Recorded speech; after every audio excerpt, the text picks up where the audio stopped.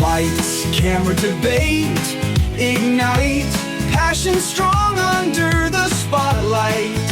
Tune in for the clash, tune in for the spark. The critic and the cynic light up the dark.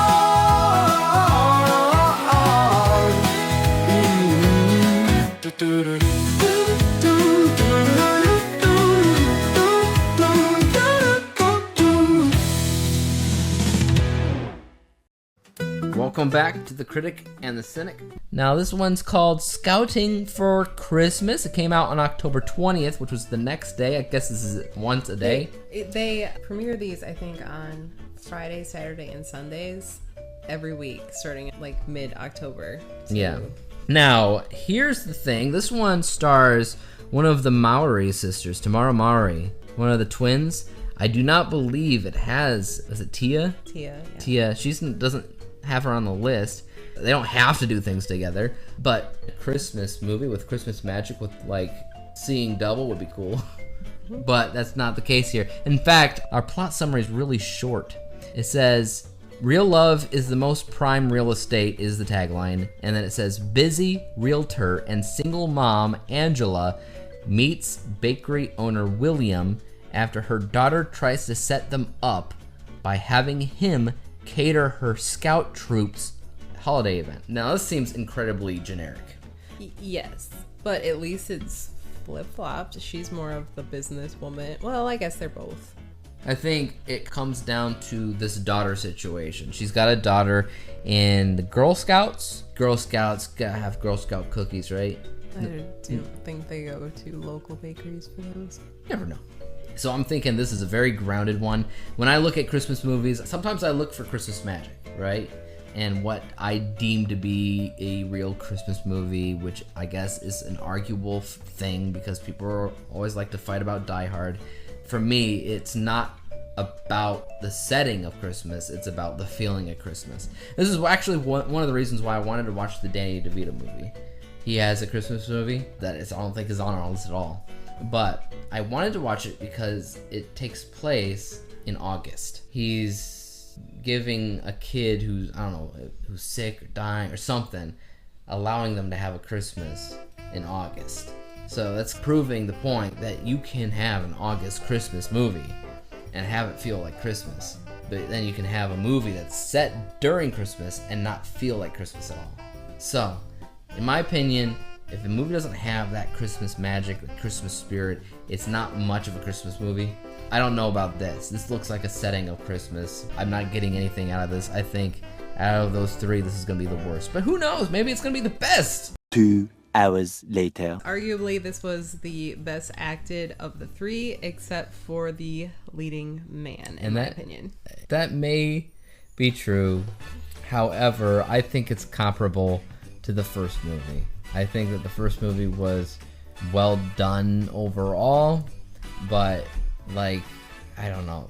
It makes a difference because the leading man in this really did suck. In my opinion, he was the worst part of the film. And that causes a really big problem when believing a movie, especially when it has to do with romance. Because you want chemistry and charisma, and you want to feel the electricity between the two leads that are supposedly falling in love. You got nothing? You got nothing. No agreements or disagreements, just whatever you say.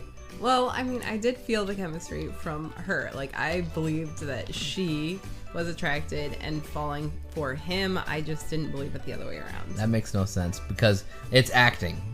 It's not chemistry, that's acting. So you believed Tamara because she's a good actress.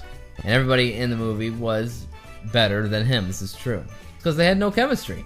And he just looked like he was collecting a paycheck while everybody else was like, hey, let's actually try to do something special here.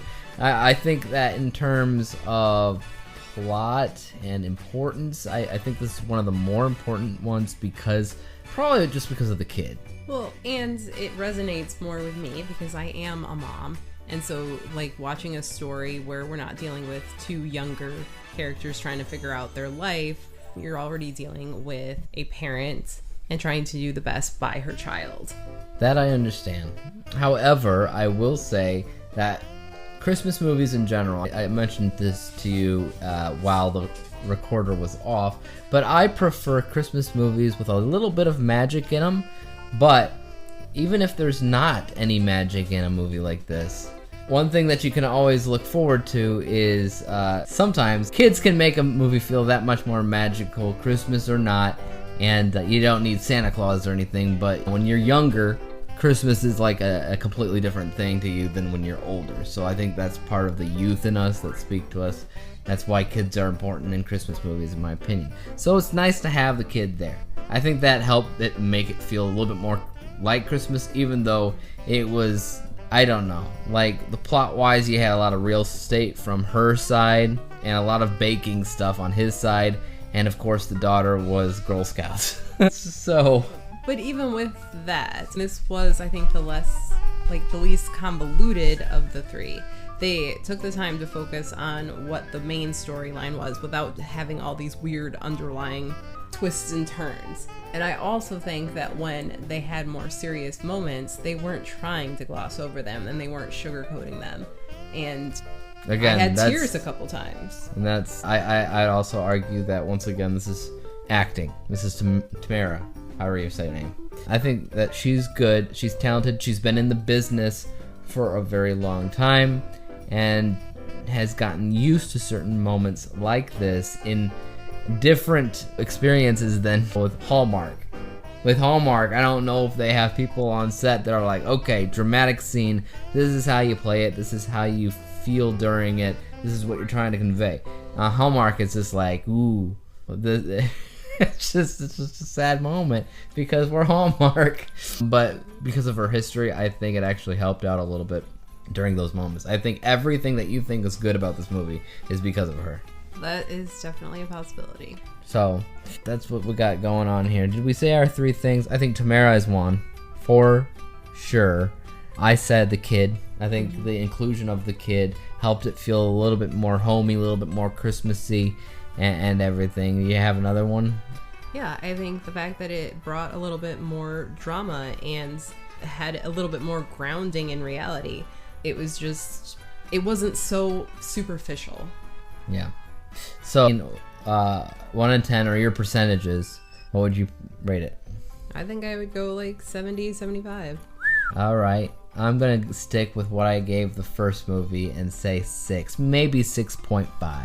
Okay, that's as far as I'm going with that. Because it's still, I think that there was a lot of moments that still felt boring, to be honest with you. But I don't think I would sit here and say it was better than the first movie that we watched. I did enjoy that. Well, I enjoyed the first one too, but it was, you're talking about very different movies here. Yes. Like the first one was more just fun. Yes, which the first one to me, no matter who was in the movie, it actually felt Christmassy because of all the different Christmas Olympics that they were doing, which was cool, which was different. And the whole homey thing about a family spending time together, like a big extended family, to me that also feels like holiday. It feels like Christmas. Okay, but also not to be like the naysayer here, that one was set at Christmas Day. These other two were like leading up to Christmas. We're talking about Christmas parties that happened before Christmas. This one, again, it was getting prepared for this ball that was happening before Christmas. Right. I can see that. I'm just saying that's the same argument that I have against Die Hard being a Christmas movie. It takes place around the same time as Christmas. It's taking place during a Christmas party, but it's not about Christmas. That's why I've always said Die Hard, not Christmas movie. It's not about it. It's about something else. Same thing here, but the nice thing about Hallmark is everything's fluffy. Everything has that Christmas music, so you're always going to be like, oh, well, it is a Christmas movie. I'm not going to say it's not, but...